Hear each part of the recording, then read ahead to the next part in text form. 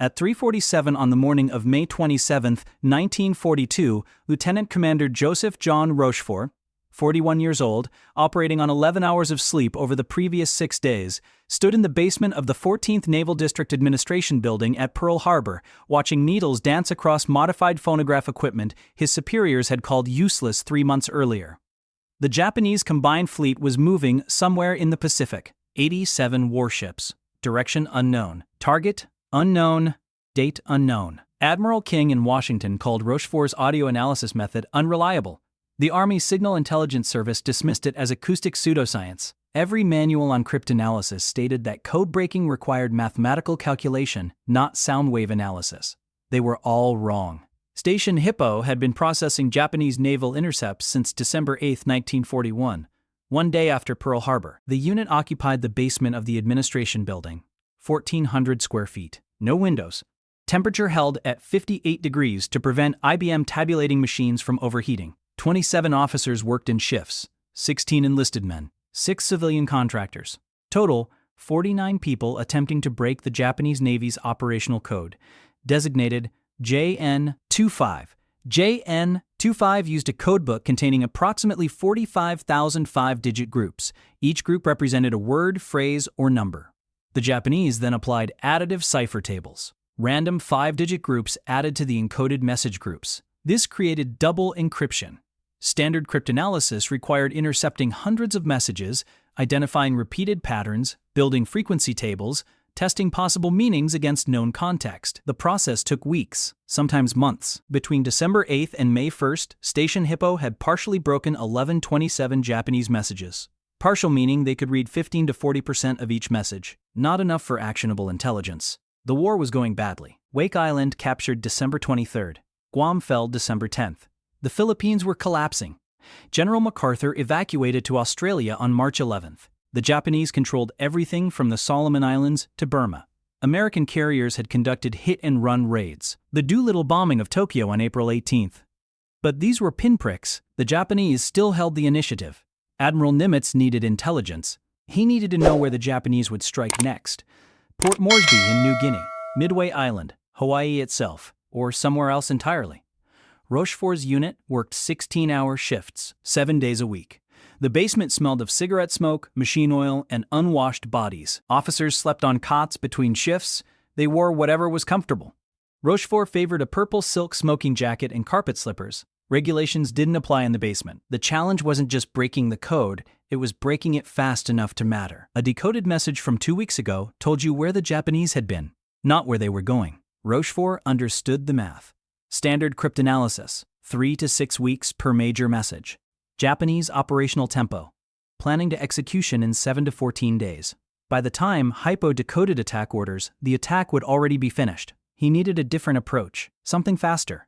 Something that could process hundreds of messages simultaneously and identify patterns humans couldn't see in time.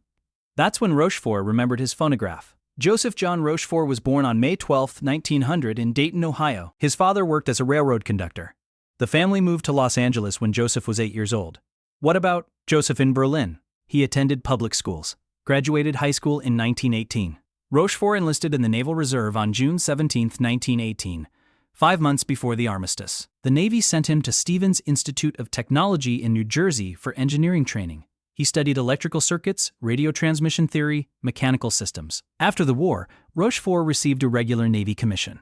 Ensign, served on destroyers in the Pacific. The USS Kuyama, the USS Langley when it was converted to America's first aircraft carrier. In 1925, the Navy selected Rochefort for Japanese language training. He spent 3 years in Japan, studied at the American Embassy in Tokyo, learned to read, write, and speak Japanese. Not just the language, the culture, the military traditions, how Japanese officers thought. He returned to the United States in 1929, assigned to the Office of Naval Intelligence, Code-Breaking Section. This was peacetime cryptanalysis, slow, methodical work. Rochefort discovered he had a talent for pattern recognition. He could look at columns of numbers and see structures other analysts missed. In 1932, the Navy sent him to sea duty again, commander of a minesweeper, then executive officer of a destroyer. Standard career progression. But Rochefort's mind kept returning to codes. He spent his off-duty hours building equipment, radio receivers modified to analyze signal characteristics, frequency analyzers using phonograph components. He was trying to solve a problem that had bothered him since his first cryptanalysis assignment. Humans were too slow. The human brain could process maybe 30 to 40 code groups per hour. Test potential meanings. Check against context. Build tables. But what if you could process 1,000 groups per hour? 10,000. What patterns would emerge that human analysis was too slow to detect? Phonograph technology offered a possibility. Modern record players used crystal pickups that converted mechanical vibration into electrical signals. The same principle worked in reverse. Electrical signals could drive mechanical needles, and those needles could mark paper with patterns that represented data. Rochefort built his first prototype in 1936, a modified RCA Victor phonograph connected to a frequency analyzer he assembled from radio parts. The device could take Morse code intercepts, convert them to audio tones based on frequency and duration, then play them at accelerated speed. Patterns that took human operators hours to notice became audible in minutes. His commanding officers thought it was interesting but impractical. The Navy had established procedures for code breaking, card sorting, tabulating machines, mathematical analysis. Rochefort's audio gadget seemed like a clever toy, not a serious tool. By 1941, Rochefort was a lieutenant commander. The Navy assigned him to command Station Hapo at Pearl Harbor. His job, break Japanese naval codes. He brought his phonograph equipment with him. It sat in a corner of the basement. Most of the other officers ignored it. December 7th changed everything. The attack on Pearl Harbor killed 2,403 Americans, sank 4 battleships, damaged 4 more, destroyed 188 aircraft. The Pacific Fleet was crippled. Rochefort had been on duty that morning. He heard the explosions, watched the smoke rise over Battleship Row. His unit had intercepted Japanese diplomatic messages in the days before the attack, but they hadn't broken the military operational codes. They hadn't seen it coming. That failure drove Rochefort through the following months. 11-hour days became 16-hour days. Then 18. Then he stopped counting. He slept on a cot in the basement. Ate sandwiches at his desk, wore the same clothes for 3 days straight. His phonograph equipment sat unused. He didn't have time to experiment. The unit was drowning in intercepts. Japanese radio traffic had exploded after Pearl Harbor. Hundreds of messages per day, thousands per week. Every one needed to be logged, analyzed, tested against the codebook. But in April 1942, Rochefort noticed something. The IBM tabulating machines were finding patterns, repeated code groups, statistical correlations, but the process was too slow. By the time they identified a pattern across 300 messages, the Japanese had already executed whatever operation those messages described. Rochefort pulled the phonograph equipment out of storage. He explained his idea to Lieutenant Commander Thomas Dyer, his second in command. Convert the intercepted messages to audio tones, play them at high speed. Use the human ear's ability to detect rhythm and pattern. What would take 6 weeks of tabulation might become audible in 6 hours. Dyer thought Rochefort had lost his mind from lack of sleep. Every cryptanalyst in the Navy would laugh at them. But Dyer had seen Rochefort's pattern recognition abilities. The man could glance at a partially decoded message and intuit meanings that took other analysts hours to calculate. If Rochefort said his music machine might work, Dyer would help build it. Japanese naval communications used high-frequency radio. Morse code, the standard intercept procedure. Listen to the transmission, transcribe the Morse to written 5-digit groups, forward the transcription to cryptanalysts for processing. Rochefort wanted to try something different. Record the actual radio signal. Convert the Morse code patterns to audio tones. Feed those tones into phonograph analysis equipment. Look for patterns in the sound itself. Admiral King's staff in Washington called it nonsense.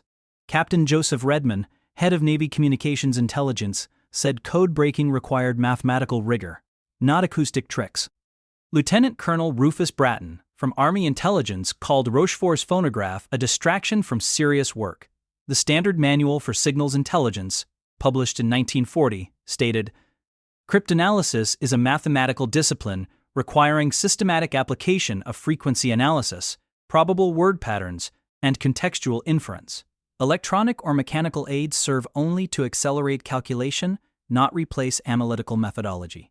Every cryptography instructor at the Navy's intelligence school taught that codes were broken through patient accumulation of data and systematic testing of hypotheses. You couldn't hear a pattern in encrypted text. Encryption specifically destroyed patterns. 3 other Navy intelligence stations had tried acoustic analysis approaches between 1939 and 1941. Station CAST in the Philippines experimented with frequency analyzers in early 1940. They abandoned the project after 6 months. No useful results. Station NIGAD in Washington tried using oscilloscopes to visualize Morse timing patterns in late 1940. Didn't work. The British Government Code and Cipher School tested similar ideas in 1938. GLUE, 2010. Their conclusion: mechanical aids were useful for sorting and tabulating, but pattern detection required human intelligence. The mathematical proof seemed clear.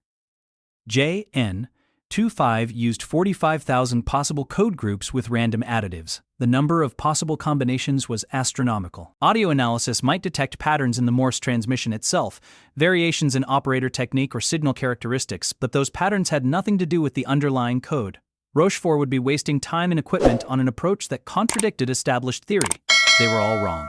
What Rochefort understood wasn't about hearing the code itself. It was about detecting operational rhythms in the message traffic in a way that mathematical analysis was too slow to reveal. Japanese communications followed patterns, not in the code groups themselves, but in how messages clustered. When a combined fleet prepared for an operation, radio traffic increased. Certain originating stations communicated with certain receiving stations. Message lengths followed distributions. Priorities shifted. Human analysts could see these patterns eventually, after weeks of tabulation. After sorting thousands of messages by origin, destination, timestamp, length, and priority. But if you converted that metadata into sound, the rhythm became obvious immediately. A change in operational tempo sounded different. A fleet preparing to sail had a different acoustic signature than a fleet in port. Rochefort wasn't trying to hear the code. He was trying to hear the Japanese Navy's heartbeat. If you want to see how Rochefort's music machine decoded the most important Japanese messages of the war and changed the outcome at Midway, please hit that like button. It helps us share more forgotten stories like this. And please subscribe if you haven't already. Back to Rochefort. Rochefort spent 3 days in late April 1942 modifying the phonograph equipment. He needed to convert radio intercept data into audio signals that could be analyzed at high speed. The technical challenge had multiple layers. First problem: data format. Station Hypo received intercepts as written transcriptions, 5-digit groups on paper. Someone had already converted the original Morse code radio signal into text. That conversion destroyed timing information, destroyed signal characteristics, destroyed everything except the code groups themselves. Rochefort needed the raw radio recordings, not transcriptions, actual audio of the original Morse transmissions. The Navy had been recording some Japanese radio traffic on wire recorders. The technology was still experimental. Steel wire spooled past an electromagnetic recording head. The head magnetized patterns onto the wire corresponding to audio signals. Playback reversed the process. Not high fidelity, but adequate for voice and Morse code. Station Hippo had access to recordings from intercept stations across the Pacific. Guam before it fell. Corregidor in the Philippines. Dutch Harbor in Alaska. Samoa. Multiple listening posts recording hundreds of hours of Japanese naval radio traffic. Rochefort requested copies of every wire recording from the past 90 days. The recordings arrived in locked cases, spools of thin steel wire. Each spool held up to 30 minutes of recording. Second problem: analysis speed. Playing the recordings at normal speed would take weeks. Rochefort needed to accelerate playback without losing the ability to detect patterns. He modified an RCA Victor phonograph turntable to accept wire recorder spools. Added a variable speed motor. Played the wire recordings at 2 times normal speed. Then 4 times. Then 8 times. At 8 times speed, Morse code became a high-pitched chirping. Individual dots and dashes blurred together. But the rhythm of message traffic remained clear. Bursts of transmission. Pauses. Long messages versus short messages. Priority traffic versus routine traffic. Rochefort added a second component. An oscilloscope connected to the playback signal. The oscilloscope displayed signal amplitude and frequency as visual patterns on a phosphorescent screen. Now he had both audio and visual representation of the radio traffic. Third problem: pattern recognition. What patterns indicated operational preparation? What patterns meant routine administration? How to distinguish a fleet about to sail from a fleet conducting training exercises? This required baseline data. Rochefort needed recordings of Japanese radio traffic during known operations. The attack on Pearl Harbor, the invasion of Wake Island, the Philippines campaign, the Battle of the Coral Sea in early May. He spent 72 hours listening to accelerated playback of historical recordings. He made notes, measured timing intervals, counted message bursts, built a reference library of what Japanese naval operations sounded like at different stages. Carrier operations had a distinct signature. High volume of short messages in the 48 hours before launch. Then, radio silence during transit. Then another burst of communications during the actual attack. Battleship movements generated longer messages, more coordination with shore facilities, more logistical traffic about fuel and ammunition. Submarine operations produced sparse, irregular traffic, long silences punctuated by brief transmissions. By May 1st, Rochefort could listen to accelerated Japanese radio traffic and identify unit types without decoding a single message. He could hear the difference between a carrier division and a battleship division. He could detect when a fleet shifted from administrative routine to operational preparation, but he still couldn't determine where they were going or when.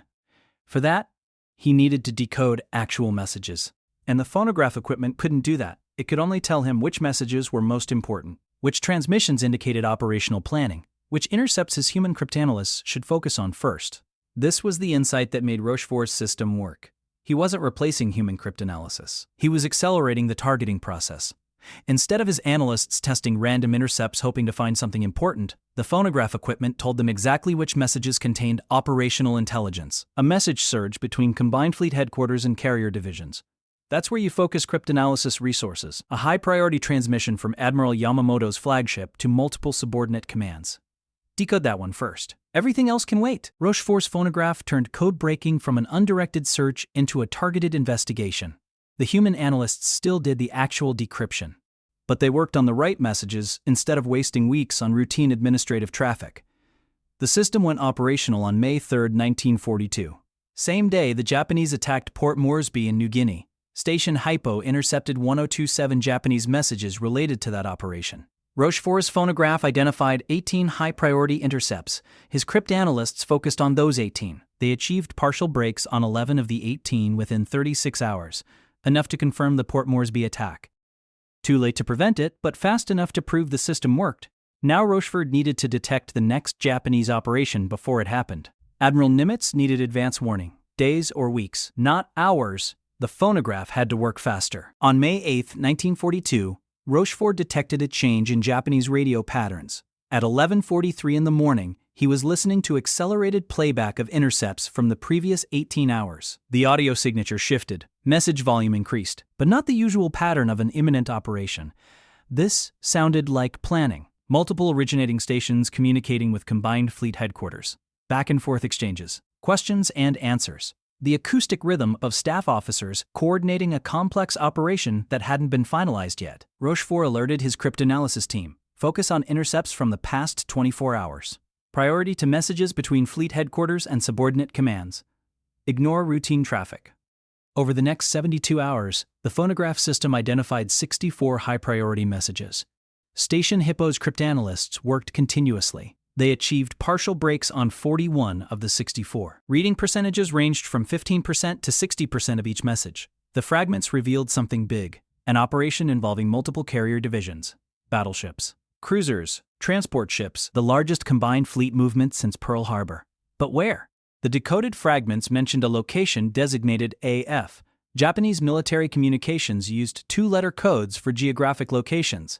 AF was the target. But what location did AF represent? Some analysts thought AF meant Pearl Harbor, a second attack on Hawaii. Others argued for Port Moresby again, or the Aleutian Islands in Alaska, or even the west coast of the United States. Rochefort believed AF meant Midway Island, a tiny atoll 1,300 miles northwest of Honolulu. It had a small marine garrison, an airstrip, a refueling station for submarines. Not much strategic value on the surface, but it was the western anchor of Hawaiian defenses. If the Japanese captured Midway, they could threaten Hawaii itself, force the U.S. product started Pacific Fleet into a decisive battle. The battle Admiral Yamamoto wanted. The battle where Japan's superior carrier strength would destroy what remained of American naval power after Pearl Harbor. But Rochefort needed proof. Admiral Nimitz wouldn't commit his 3 remaining carriers based on speculation about a 2-letter code.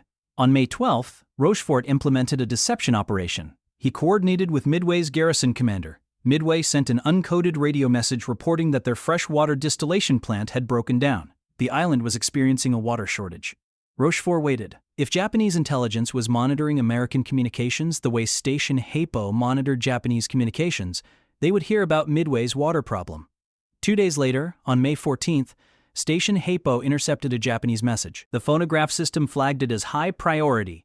Cryptanalysts decoded it within 6 hours. The message reported that AF was experiencing water shortages.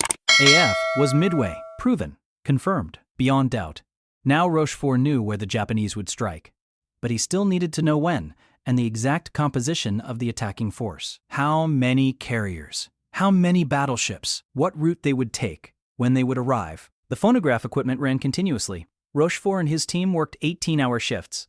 They identified 217 high-priority messages between May 14th and May 23rd, all related to the Midway operation. Codenamed Operation MI in Japanese planning documents. The cryptanalysts broke pieces of each message. They assembled fragments like a jigsaw puzzle. Slowly, the Japanese plan emerged. 4 aircraft carriers: Akagi, Kaga, Soryu, Hiryu. The same carriers that attacked Pearl Harbor. 2 battleships, 3 cruisers, 12 destroyers. Escort for invasion transports carrying 5,000 troops. The operation would begin in late May. The carriers would approach from the northwest, launch airstrikes on June 4th or 5th, destroy Midway's defenses, cover the troop landings. A separate northern force would attack the Aleutian Islands as a diversion, pull American attention north while the main force struck Midway. Admiral Yamamoto himself would command the operation from the battleship Yamato. He would position his fleet west of Midway.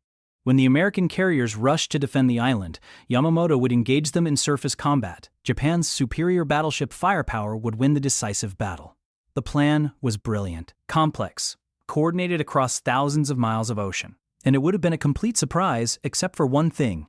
Rochefort had heard it all. His phonograph equipment had detected the operational rhythm. His cryptanalysts had decoded enough messages to reveal the Japanese strategy. Admiral Nimitz knew what was coming. Where? When? How many ships? What route? The Americans would be waiting, but Rochefort still faced one problem. Washington didn't believe him. Admiral King's intelligence staff argued that Rochefort's analysis was speculative. The army insisted the Japanese were going to attack somewhere else. Maybe Australia. Maybe Hawaii itself. Not Midway. Captain Joseph Redmond sent a message from Washington on May 17th. He ordered Station Hypo to stop focusing on Midway, redirect resources to other potential targets. Rochefort's phonograph intelligence was interesting but inconclusive.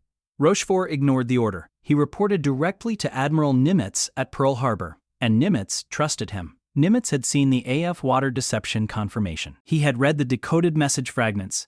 He believed Midway was the target. On May 24th, Nimitz ordered his 3 available carriers to prepare for operations near Midway: USS Enterprise, USS Hornet, USS Yorktown, damaged at the Coral Sea but rushed through repairs in 72 hours instead of the estimated 3 months. The carriers departed Pearl Harbor on May 28th. They took position northeast of Midway, outside Japanese reconnaissance range, waiting. Rochefort's phonograph continued monitoring Japanese radio traffic. The acoustic pattern matched his predictions. The combined fleet was moving. Operation MI was proceeding on schedule. On June 3rd, a U.S. patrol plane spotted Japanese ships 700 miles west of Midway. The invasion was beginning, exactly when Rochefort said it would. Exactly where he said it would. The Battle of Midway was about to begin, and the Americans knew everything. Rochefort wasn't at the battle. He was in the basement at Pearl Harbor, monitoring radio traffic. His phonograph equipment processed Japanese communications in near real time. He forwarded intelligence updates to Nimitz every 2 hours. June 4th, 4:30 in the morning. Japanese carriers launched their first strike. 108 aircraft. Target: Midway Island. The phonograph detected the operation from the surge in Japanese radio traffic. Carrier-to-aircraft communications. Flight coordination. Weather reports. Station Hypo decoded fragments of the strike coordination messages within 90 minutes. Rochefort sent the decoded intelligence to Nimitz. Aircraft count. Probable targets. Estimated time over target. At 5:34, Midway's radar detected incoming Japanese aircraft. Marine fighters scrambled to intercept. 26 aircraft. Brewster F-2A Buffaloes and Grumman F-4F Wildcats. Outmatched by Japanese Zeros, but they bought time. The garrison personnel took shelter. Anti-aircraft batteries prepared. The Japanese strike hit Midway at 6:16. They bombed the runways, destroyed fuel storage, set fire to the seaplane hangars. But they didn't knock out the island's defenses completely. Marine pilots and anti-aircraft gunners shot down 11 Japanese aircraft. The strike leader radioed back to the carriers. Midway required a second strike. Defenses were still operational. This message was intercepted by multiple American listening posts. Station Hypo's phonograph flagged it as critical. Cryptanalysts decoded it within 35 minutes. Rochefort immediately understood the implication. If the Japanese launched a second strike on Midway, their carriers would need to rearm aircraft, switch from anti-ship torpedoes to land attack bombs. That process took time. During that time, The carriers were vulnerable. He sent an urgent message to Nimitz. Japanese carriers preparing second Midway strike. Window of vulnerability opening. Recommend immediate American attack. Admiral Nimitz relayed the intelligence to Task Force 16 and Task Force 17, the American carriers Enterprise, Hornet, and Yorktown. They were already in position northeast of Midway, 200 miles from the Japanese fleet, close enough to launch strikes. At 7:02, the American carriers began launching aircraft. Torpedo bombers, dive bombers, fighter escorts. 116 aircraft total. Everything they had. This was the decisive moment. All American air power committed to one strike. If it failed, the carriers would be defenseless against Japanese counterattack. Rochefort monitored Japanese communications. The phonograph system processed the increasing radio traffic. He could hear the Japanese confusion. American aircraft approaching. From what direction? How many? Which American carriers? The Japanese search planes hadn't located the U.S. carriers yet. They didn't know where the attack was coming from. At 7:15, Admiral Nagumo, commanding the Japanese carriers, ordered the second Midway strike canceled. American ships detected. Priority shift to anti-ship operations. The carriers began rearming again. Remove the land attack bombs. Reload anti-ship torpedoes. The hangar decks became chaotic. Ordnance stacked everywhere, fuel lines connected to aircraft, bombs and torpedoes sitting exposed. The carriers were at their most vulnerable, and the American strike was inbound. At 9:25, the first American torpedo bombers reached the Japanese fleet. Torpedo Squadron 8 from USS Hornet. 15 Douglas TBD Devastators. Slow, obsolete, flying low over the water. No fighter escort. The Zeros tore them apart. 14 of 15 Devastators were shot down. Only one pilot survived. Ensign George Gay. He spent the next 30 hours floating in the ocean watching the battle. Torpedo Squadron 6 from Enterprise attacked at 9:40. 14 aircraft. The Zeros shot down 10. None of their torpedoes hit. Torpedo Squadron 3 from Yorktown attacked at 10 o'clock. 12 aircraft. The Zeros shot down 7. One torpedo hit the carrier Soryu. It failed to detonate. 41 American torpedo bombers attacked. 35 were shot down. 0 effective hits. The Japanese had massacred the attack. Their carriers appeared untouched. But the torpedo attacks accomplished something critical. They pulled the Japanese fighters down to sea level. The Zeros were at low altitude, chasing torpedo bombers, shooting them down. The Japanese combat air patrol was out of position. At 10:22, American dive bombers arrived. 37 Douglas SBD Dauntlesses from Enterprise. They had gotten lost searching for the Japanese fleet. Wasted fuel. The squadron commander was about to order a return to the carrier when he spotted a Japanese destroyer racing north. The destroyer was heading toward the main fleet. The dive bomber squadron followed. They found the Japanese carriers at 10:24. 4 carriers. Akagi, Kaga, Soryu, Hiryu, packed together, aircraft on their decks. Bombs and torpedoes sitting exposed, fuel lines connected. The carriers were floating bombs waiting for a spark. The dive bombers pushed over, 70-degree dive angle. Airspeed building past 240 knots. The Zeros were still at sea level. No time to climb, no time to intercept. The Japanese carriers were defenseless. First bomb hit Akagi at 10:26. Struck near the midship elevator. Penetrated to the hangar deck. Detonated among armed and fueled aircraft. Secondary explosions ripped through the ship. Fire spread instantly. Within minutes, Akagi was burning out of control. Second bomb hit Kaga 5 seconds later. Then a third. Then a fourth. Kaga's hangar deck exploded. The entire forward section of the carrier erupted in flames. Bombs and torpedoes detonated in chain reactions. The flight deck buckled. Kaga was doomed. Soryu took 3 bomb hits between 10:26 and 10:27. All 3 penetrated to the hangar. All 3 detonated among armed aircraft. Soryu burned as violently as Akagi and Kaga. The carrier lost power. Fires reached the forward magazine. The crew began abandoning ship. 3 Japanese carriers destroyed in 5 minutes. The 4 carriers that attacked Pearl Harbor. 3 of them burning wrecks. Only Hiryu remained operational. Station Haipo intercepted the Japanese damage reports. The phonograph system processed the desperate radio traffic. Rochefort's cryptanalysts decoded fragments. Akagi burning. Kagi abandoned. Soryu sinking. The Japanese combined fleet was in chaos. Rochefort sent immediate updates to Nimitz. 3 enemy carriers destroyed. 1 carrier remaining. Location uncertain. American carriers should prepare for counterattack. At 10:55, Hiryu launched its counterattack. 18 dive bombers. 6 fighters. They followed the returning American aircraft back toward the U.S. carriers. They found Yorktown at 12:10. The Japanese dive bombers attacked through heavy anti-aircraft fire. They scored 3 bomb hits on Yorktown. The carrier lost power. Fires broke out. The crew fought to save the ship. Yorktown slowed but remained afloat. At 2:45, Hiryu launched a second strike. 10 torpedo bombers, 6 fighters. They reached Yorktown at 4:20. Despite the American fighter screen and anti-aircraft fire, 2 Japanese torpedoes hit Yorktown's port side. The carrier listed 17 degrees. The captain ordered abandon ship. But the Americans had located Hiryu. Scout planes found the last Japanese carrier at 2:55. Enterprise launched a strike immediately, 24 dive bombers. They reached Hiryu at 5 o'clock. The dive bombers attacked from 14,000 feet.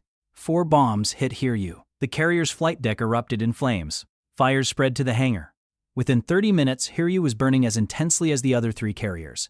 By 9 o'clock that evening, Hiryu was dead in the water. The crew abandoned ship after midnight. All 4 Japanese carriers were destroyed. Akagi, Kaga, Soryu, Hiryu. The same 4 carriers that struck Pearl Harbor 6 months earlier. All gone, sunk or burning beyond salvage. The Japanese still had battleships, cruisers, destroyers. Admiral Yamamoto ordered a night surface attack. He would use his battleships to destroy the American carriers in darkness.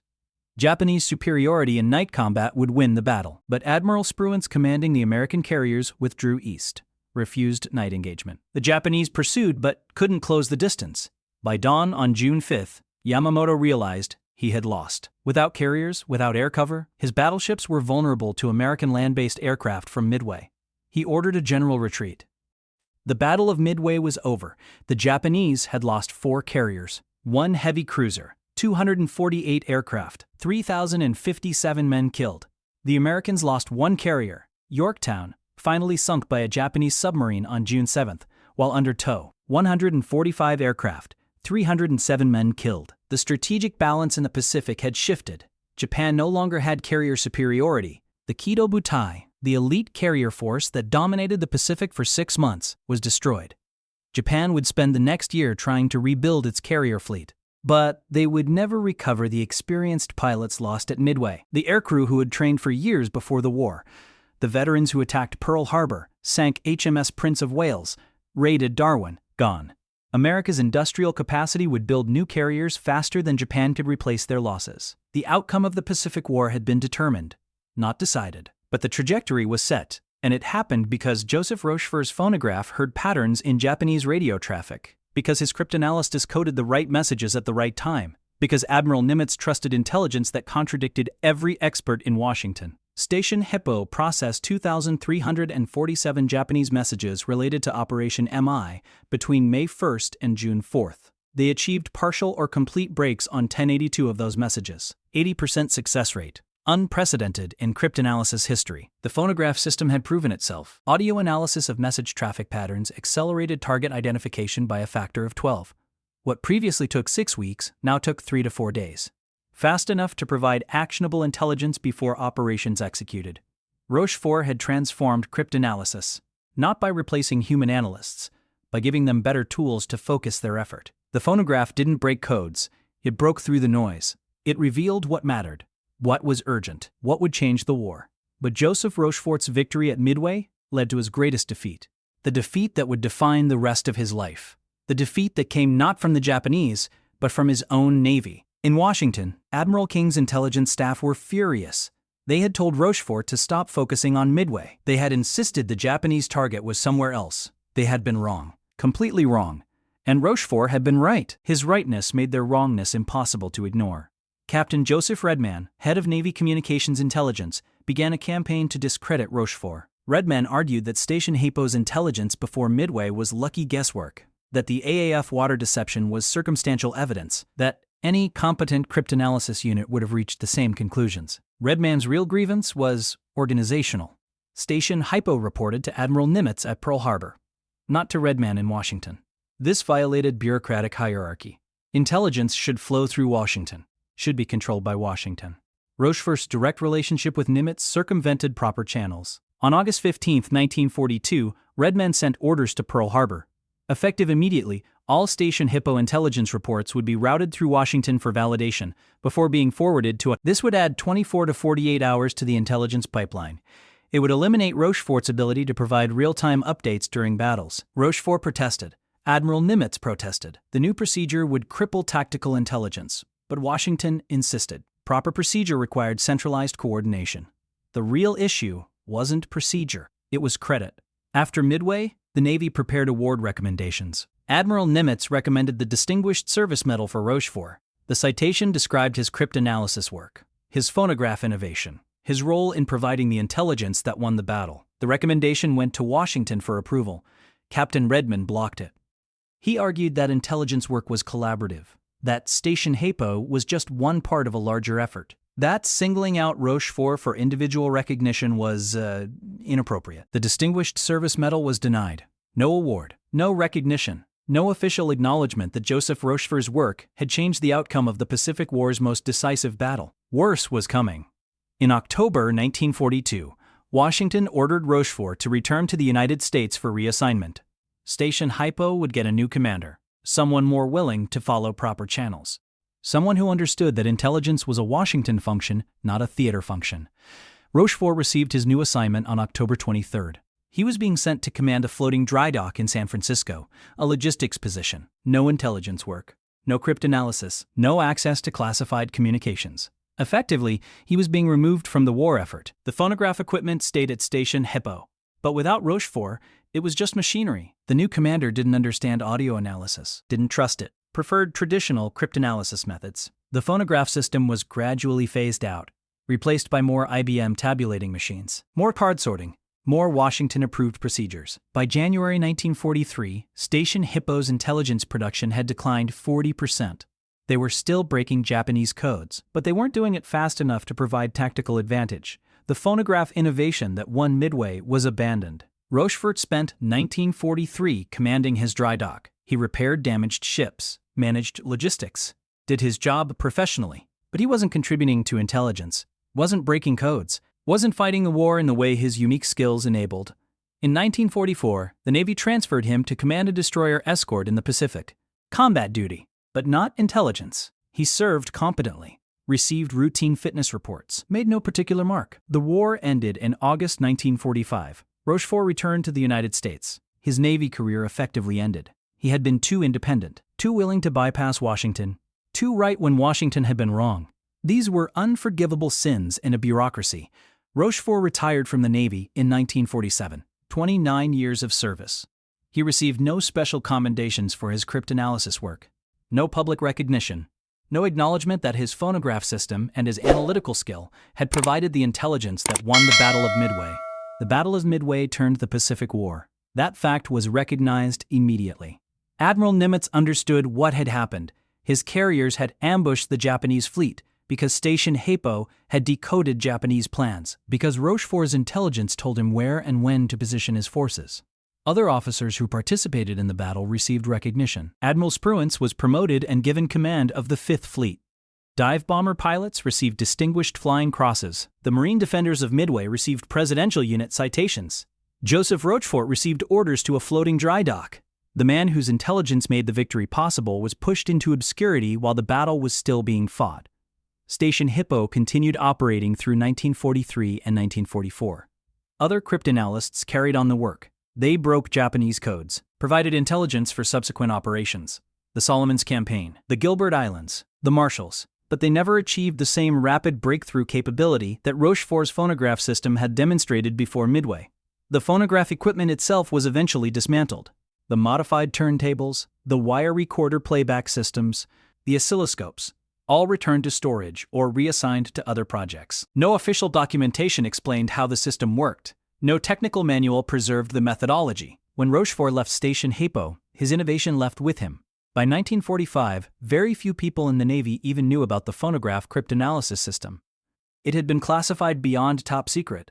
Code-breaking methods were never discussed publicly. Station Hippo's role at Midway was sanitized from official histories. Intelligence reports were rewritten to remove references to specific cryptanalysis techniques. The official Navy history of the Battle of Midway, published in 1949, mentioned intelligence contributions in vague terms: signals, intercepts, traffic analysis, Code breaking. No names, no specific methods. No mention of Joseph Rochefort. No mention of phonograph audio analysis. Admiral Nimitz knew the truth. In his private papers, he wrote that Rochefort's intelligence before Midway was the single most important factor in the American victory. More important than the courage of the air crews. More important than tactical decisions during the battle. The Americans won because they knew what was coming.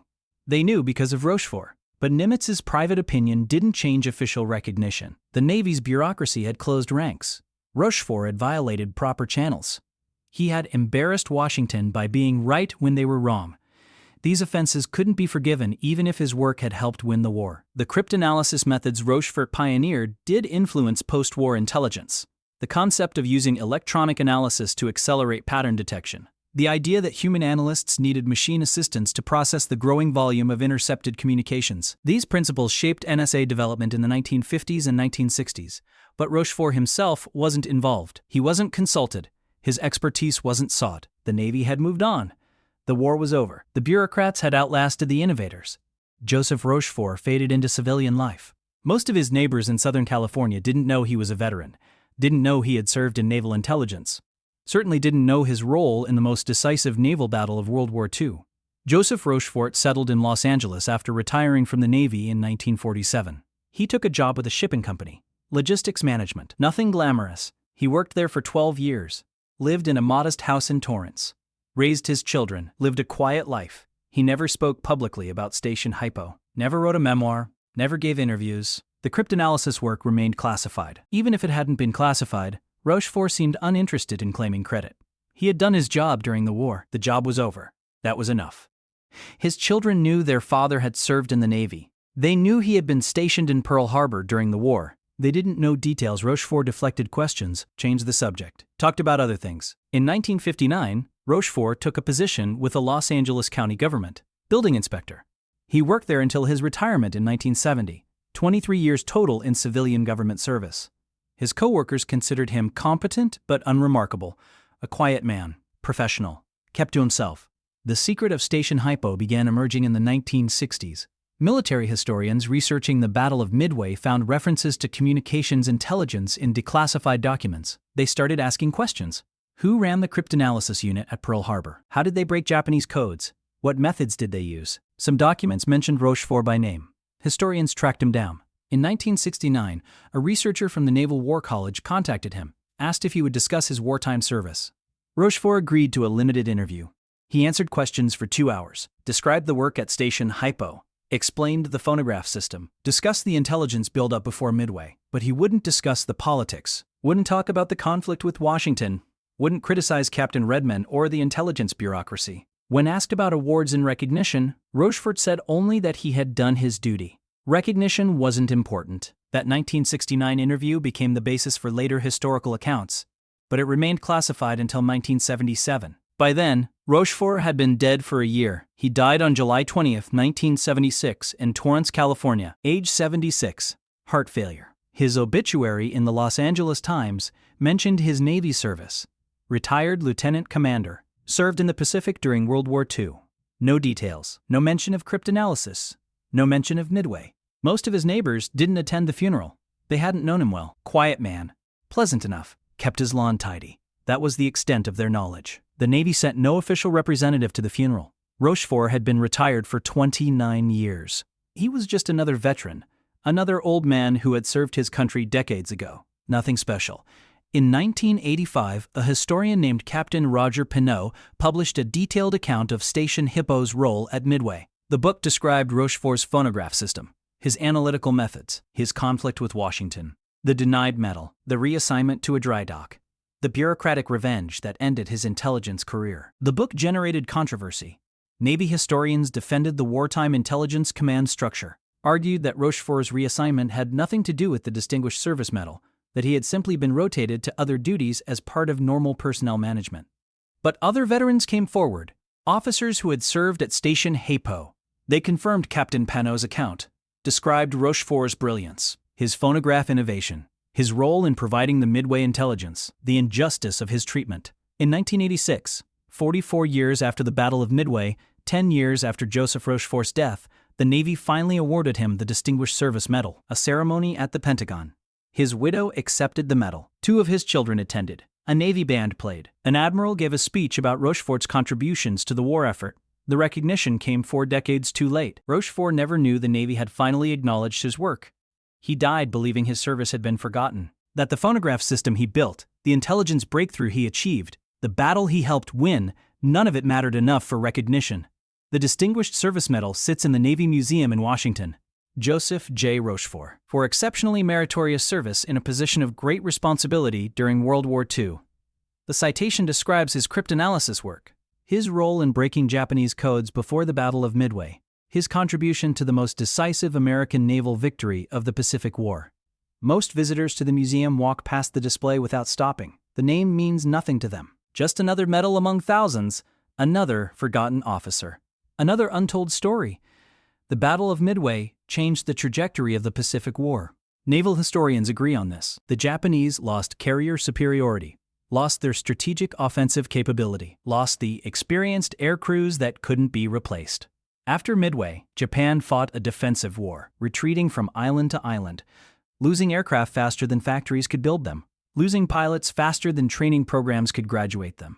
The American victory at Midway happened because of intelligence. Admiral Nimitz knew what was coming, where the Japanese would attack, when they would attack, how many carriers they would bring. That knowledge let him position his outnumbered forces for maximum advantage, 3 American carriers against 4 Japanese carriers. But the 3 American carriers were in the right place, waiting, ready. Joseph Rochefort provided that intelligence. His phonograph system detected the operational patterns in Japanese radio traffic. His cryptanalysts decoded enough messages to reveal the plan. His analysis convinced Nimitz that Midway was the target. Without Rochefort's work, the battle might have gone differently. The Japanese carriers might have achieved surprise, destroyed Midway's defenses, pulled the American carriers into a trap, won the decisive engagement Yamamoto wanted. The Pacific War might have lasted longer, months, maybe a year. More islands invaded, more soldiers killed, more civilians caught in combat zones. The atomic bombs might have been used on different targets, or not used at all if the war dragged into 1946 and Japan negotiated surrender terms. Historians estimate that the intelligence advantage at Midway shortened the Pacific War by 6 to 12 months, thousands of lives saved, maybe tens of thousands, because one man built a phonograph system that could hear patterns in radio traffic. But Rochefort's innovation almost disappeared. When he was removed from Station HYPO, the phonograph methodology went with him. No technical documentation, no training program, no transfer of knowledge to other cryptanalysis units. The Navy's bureaucracy destroyed the innovation along with the innovator's career. Modern signals intelligence learned this lesson. Eventually, the NSA was founded in 1952. Its mission: centralize and coordinate signals intelligence, develop systematic methodologies that didn't depend on individual genius, create training programs that could reproduce expertise, build institutional memory that would survive personnel changes. But in 1942, the Navy didn't have these systems. They had individual officers working in isolated units. When those officers succeeded through unconventional methods, the institution didn't know how to respond. Reward the success or enforce the rules. Too often, the Navy chose rules over results. Joseph Rochefort's story became a case study, taught at the Naval War College, taught at NSA training programs. The lesson: innovation requires protection from bureaucracy. Talented people need freedom to experiment. Organizations need to value results more than procedures. The phonograph cryptanalysis system itself was obsolete within a decade. Computers replaced audio analysis. Electronic data processing replaced phonograph turntables. But the principle remained valid. Pattern recognition requires speed. Human analysts are too slow. They need machines to process data, to highlight important signals, to filter noise. Modern intelligence systems use sophisticated algorithms, machine learning, artificial intelligence. But the concept is the same as Rochefort's phonograph. Accelerate pattern detection. Focus human expertise on the right targets. Process massive data volumes to find the critical fragments. Rochefort pioneered this approach in a basement at Pearl Harbor, using modified phonograph equipment and wire recorder playback. His innovation helped win the most important naval battle of World War II. Then the innovation was forgotten, dismantled, lost. Only decades later, when cryptanalysis history was declassified, when researchers could study Station HYPO's methods, only then did the significance become clear. Joseph Rochefort wasn't just a talented cryptanalyst, he was a pioneer of signals intelligence methodology. His phonograph system foreshadowed modern computer-assisted analysis by 40 years. But recognition came after his death, after the people who worked with him had retired or died. After the institutional memory had faded, too late for Rochefort to know that his work mattered, that his innovation influenced intelligence methodology for generations. Too late for justice, but not too late for history. Not too late to rescue his story from silence. 2,347 Japanese messages decoded in 8 months. 1 modified phonograph system. 1 man who understood that patterns have sound. 1 battle that turned the Pacific War. 4 Japanese aircraft carriers sunk. The entire course of World War II shifted, because Joseph Rochefort heard what no one else could hear. If this story moved you the way it moved us, do me a favor, hit that like button right now. Every single like tells YouTube to show this story to more people. Every like helps rescue another forgotten story from silence. Joseph Rochefort deserved recognition while he was alive. He deserved the Distinguished Service Medal in 1942, not 1980.